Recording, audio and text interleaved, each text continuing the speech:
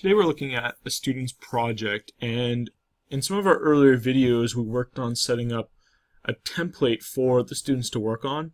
And in this template we would set up the floor plans and some of the views and those views on the floor plans, so it'd be kind of all pre-prepared for the students and would help them, I guess, eliminate unnecessary work. So the students created a mass, as you can see here, but when they go to place it on the sheets, the first thing you want to do is you want to constrict this view port. And what I did was there's this little off and on button for the crop region. Sorry, not the viewport. It's really the viewport. That's kind of AutoCAD terminology. But yeah, you want to turn on the crop region. We're just going to crop this view down here, just to kind of clean that up. The next thing you want to do is, as you can see here, we have a view template applied to this drawing. And one of the things you'll note about the view template is when we go in here and try to edit the scale is all grayed out. And then you also look in here, this the detail level is grayed out, and this is grayed out, which that's what the view template actually does. This thing right here over in the properties panel, the view template. And the reason why we apply a view template is that it makes a lot of your drawings look the same. But again, there are downsides. So what I often do in my projects is some of the sheets actually have different scales. So instead of just manually changing this or turning off the view template, I actually click this checkbox over here to not include that in the view template. Detail level, I'll do that the same. Detail level I usually do is fine anyways, but you could also unclick that button, and then the model display right here.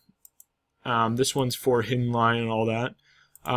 That you could also change to be off. And now, when you go over to here, you can actually change the scale. So we can actually change this out to 3/32, maybe. No, I need a little bit more. Probably 1/16.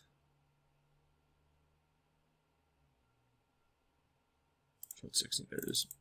And so you can see how the view actually keeps going all over the place. And the reason for that is a couple things. One is, I'm just going to move this view title. So if you didn't know, you can actually just click on the view title and move it. And then if you click on the actual viewport, it moves the title and the view at the same time. The reason why, I'm just going to click this button right here, which is Do Not Crop View. You notice there's a mask kind of far out here. So one of the things to be careful about when you're starting a project is you actually always want to be drawing over this, what's called the project base point. And that does a number of things. One is when you're actually in the 3D view and you're moving around, it's actually moving around in a region kind of in between these two masses. Not around, like if we try to move around this mass, it's not, going directly around that. There is one little tip to alter that, and sometimes when you have a big project with multiple phases, you actually want to have the same project base point for all those different phases, and that would be a time that I wouldn't have the project base point in the middle of the project, because different phases might be in different portions, but you want all those Revit files to link correctly, and with that you want to have the same. But anyways, going a little bit off track there. But the other thing you can do when you're zooming around 3D is you can actually select an item and it zooms around perfectly like this. Anyway, so that's two tips. We went over adjusting the viewport scale when you have view templates applied, and then also just the project base point aspect. Hopefully that helps. If you like this video, subscribe. If you have any other questions, please comment below and we'll do some more videos.